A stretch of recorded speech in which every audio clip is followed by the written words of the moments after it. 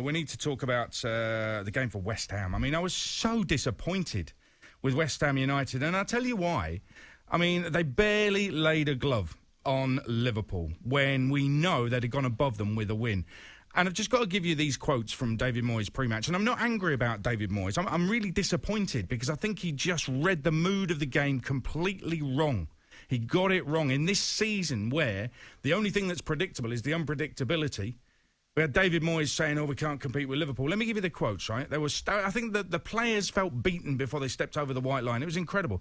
Before the game, he said, you're certainly not going to put us in the category of competing with Liverpool, I hope, because we're a long way from that. They go above them with a win. They're not that far away. So when he was asked about Mane being out, a centre-back pairing of Phillips and Henderson, and Firmino on the bench, Moyes replied, they were also European champions and Premier League champions. They've had incredible results. Well, they have had incredible results. They've drawn at Fulham. They've drawn at Everton. They drew at Brighton and Newcastle. They were held at home by West Brom. These are incredible results. They've lost at Southampton. They lost at home to Burnley. They were absolutely annihilated by Aston Villa.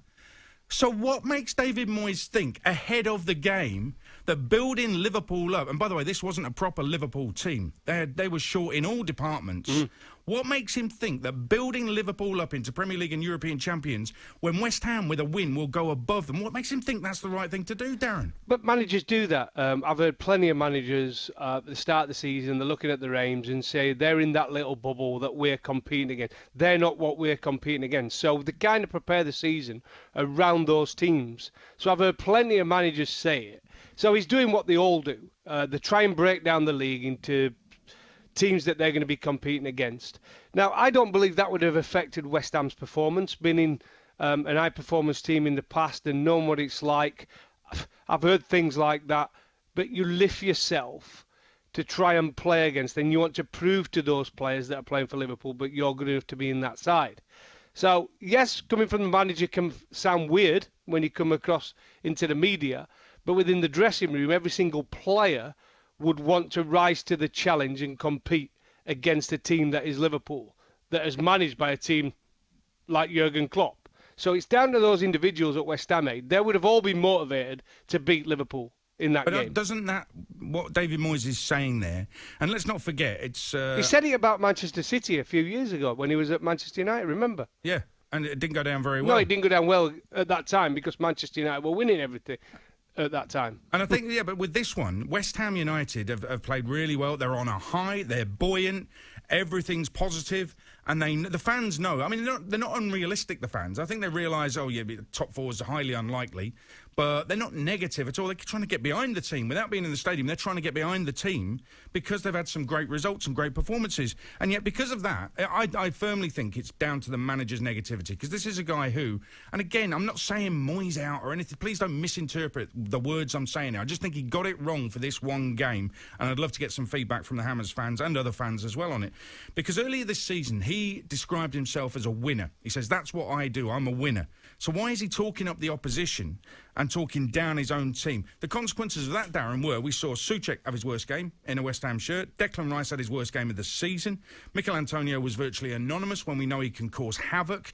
And he's up against Nathaniel Phillips. He's up against Jordan Henderson. These two players look like world beaters at centre-back.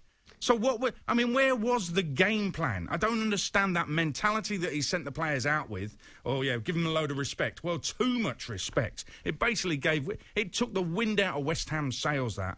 And I was when I knew they were beaten, as soon as I heard that pre-match interview and David Moyes saying, they're Premier League European champions, I knew it was all over. I knew West Ham had lost. What I will say is, but you look at that West Ham starting 11, it's a decent 11, and they've been on a good run, haven't they?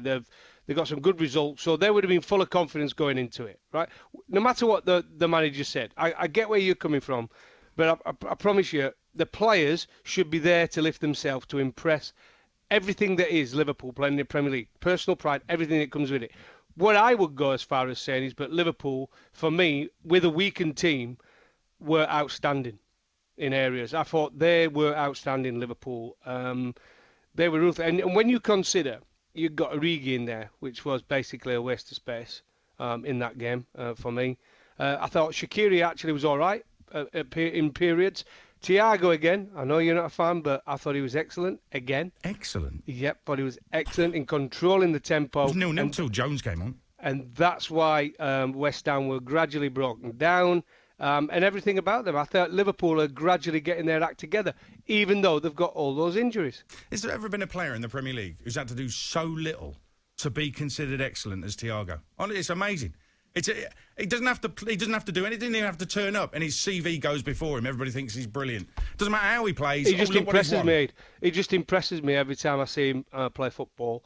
I know you'll start talking about he's slow, his build-up play and everything. I've never said the slow thing, so don't. You've talked about he slows for the Liverpool high tempo. Other people have said that. I've not said that. What you've not said? You have never said about the high tempo of Liverpool. I've never said he slows it down. That's not my complaint.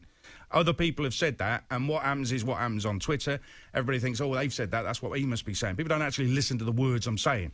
I think he's okay. I think he's decent, very tidy. He's had a brilliant career.